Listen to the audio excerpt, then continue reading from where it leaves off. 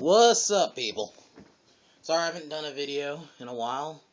So, I'm going to explain, before I start this video, I'm going to explain a little bit what's going to be happening. So, today, I'm going to have a review.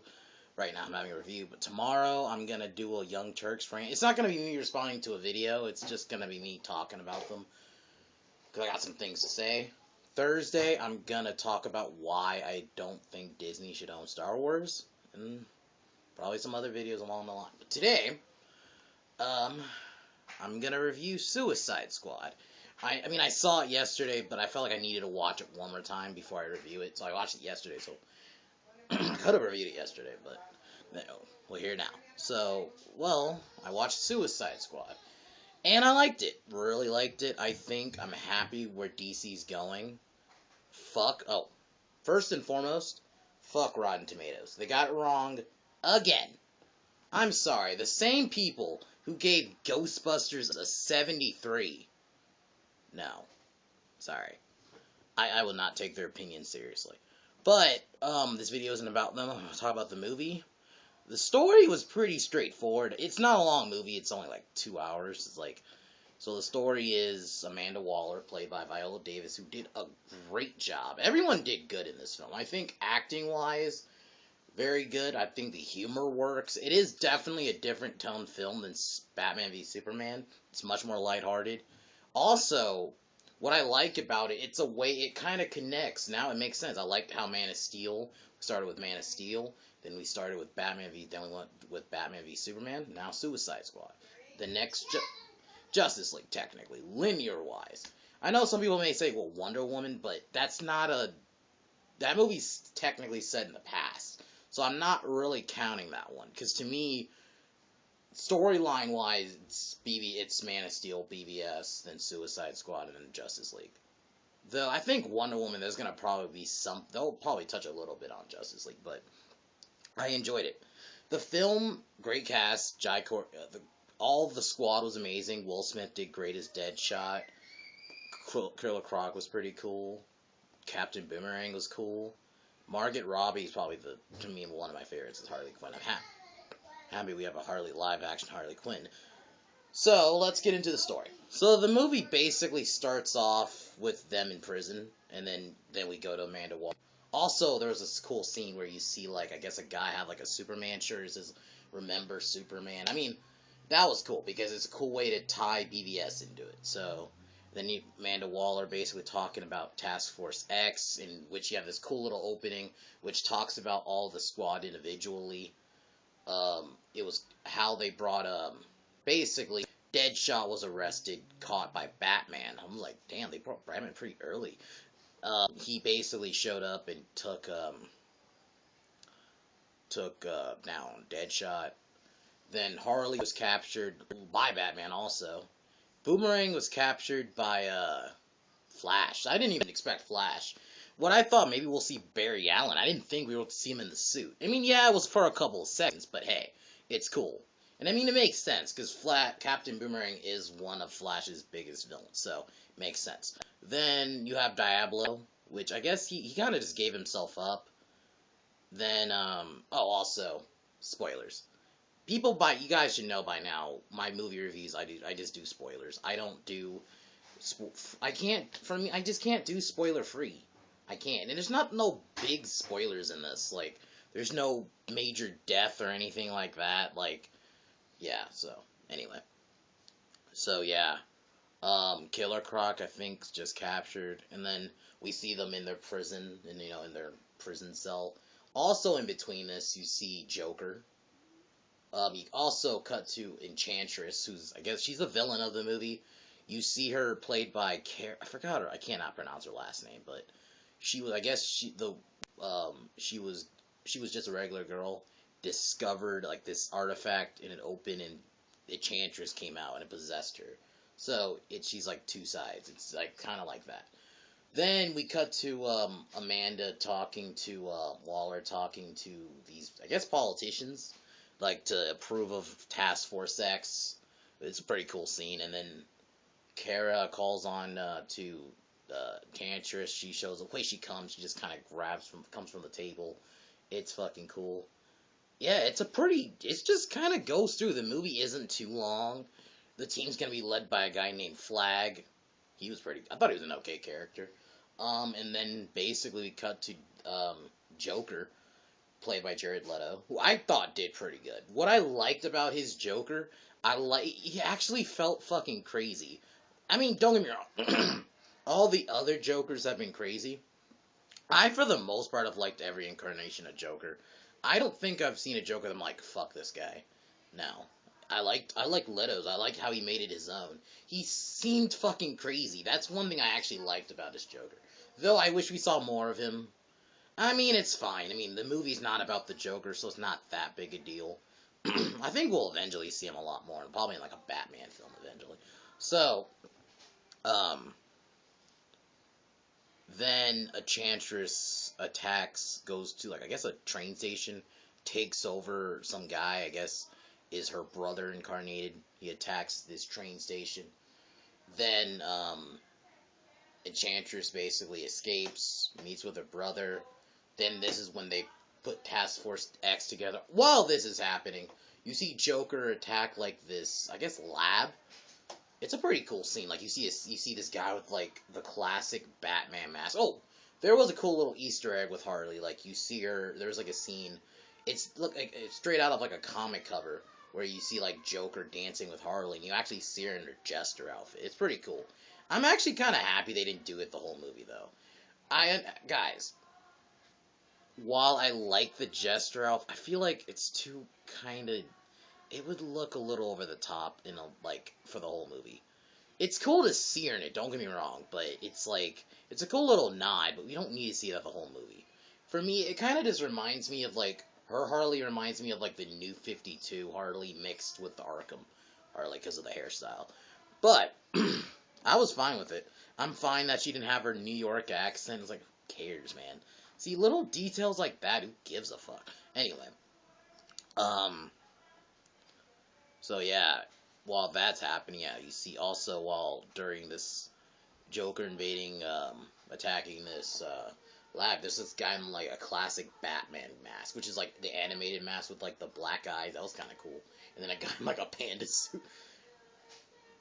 Then we get basically the scene where the team's being put together. It's a pretty good scene. Musically, that's also gotta say, this movie has a pretty good score. Though a lot of it is just basically cool music. Like they played Queen, they played uh, Eminem. I'm surprised they put him. Yeah, they played Guess Who's Back. Yeah, that was pretty cool. I thought that was fucking cool. I'm surprised they played Eminem in this. Um, then after that, they basically go to the place. Then they crash. Then yeah, they fight these minion things. This thing is pretty cool. Um, this big battle scene. You see them all in action. It's a pretty fucking cool scene.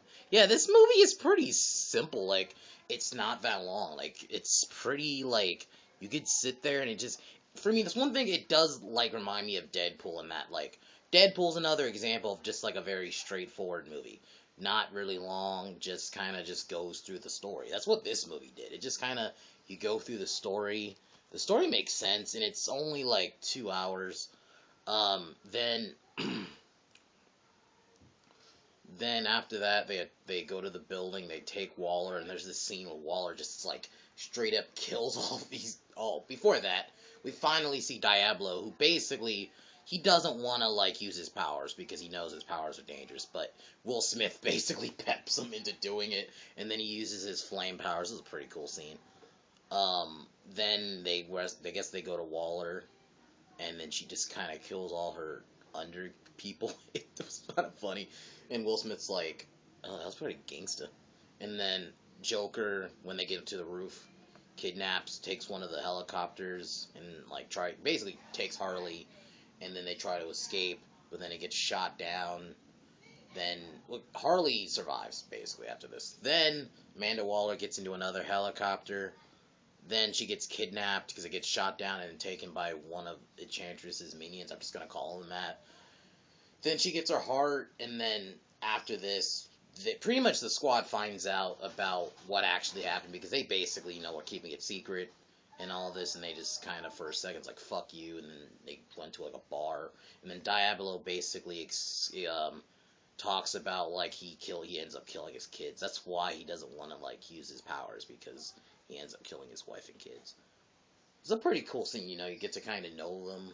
And for me, Will Smith is definitely, I like that he gave Deadshot kind of like, some, development, and some like death. It was kind of cool, for a villain. I think he did well in this. To me, like, did really well. Everyone did good. Then, Flag comes back and basically kind of like, in a sense, not begs him, but he breaks the thing where like it's like a little like, I forgot to tell you about that part. They put like a little bomb in their neck, so like in case they escape or some shit, they'll blow it up. So that's what happens. Then we basically get to the final battle, which was really cool. Enchantress tries to use like their emotions against him. Like, you have Will Smith envision himself killing Batman. Harley's like married and shit. And then Diablo's like, fuck that, this is not real. And they have the final battle, and it was pretty cool. Diablo ends up sacrificing himself because they're fighting when he's fighting her brothers, this like big dude. And it was a pretty cool, like, it was cool because he sacrificed himself for the better of the team. Then they basically beat Enchantress, and really after that, they go back to Deadshot gets to see his daughter for one quick time. Then they're back at prison. Harley breaks him out. Harley like has like a little bit of like a coffee maker in her fucking thing now, and then Killer Croc is a TV. It's pretty funny. Then Joker breaks Harley out in the end. And then there's a post credit or mid credit scene. I'm kind of shocked because DC didn't do it with Batman v Superman, so I didn't think there was gonna be one. But the mid credit scene was it's Waller talking with Bruce Wayne. Basically, she gives him the information on the metahumans. Justice League. It's basically just to tie Justice League into it. That's what that was. So that was kind of cool. So overall, like, let's get into the only thing I really didn't like was Enchantress as a villain. I wouldn't say she was terrible, like in terms of like she's still better than majority of MCU villains. It's just that I just felt like for DC villain wise, yeah, because you had for me, because in terms you've had like two Jokers that I thought were good, Nicholson and Ledger and even Leto. But, then Zod, like, I thought those were amazing villains. I felt like she was kind of underwhelming. Though I was kind of cool at least seeing her fight them in the end. She was the only thing I really didn't like. Other than that, I enjoyed it. The story was pretty simple. I like that, I like BVS too. Like, I like story-wise that is a more complicated story and it's much more deep. Because it's like a 3-hour fucking movie. Whereas this is just kind of a straightforward movie, and it's a nice little next, follow up to BVS. You went from like the super dark, super serious movie to like the more lighthearted, kind of just, straightforward movie.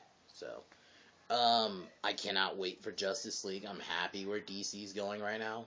Fuck the critics. Don't care what anyone says. Music wise, it's awesome. You played Queen. You had some a lot of good songs. And to me, this movie definitely was very Guardians of the Galaxy-esque. That's one thing I did like about it, because, I got that vibe when I first watched when I watched the trailer. I'm like, yeah, this is very Guardians of the Galaxy, and I like it. So, if I were to rate it, I'd give it like a 9. I think, while I enjoy Suicide Squad, I think BVS to me was just slightly better. Just because I feel like BVS had a good villain, too. Let's be honest. Yeah, Lex did pretty good. And I don't think Enchantress is terrible. I just felt like she's a little underwhelming. That's kind of why. I would give it like a 9.5, but I think a 9.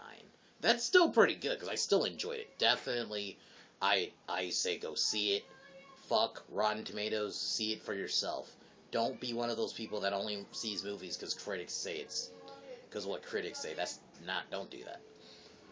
But other than that, guys, that was Suicide Squad. That's my Suicide Squad review. So tomorrow, I'm gonna expect a video from me about the Young Turks. So other than that, guys, I will see you guys tomorrow. Peace!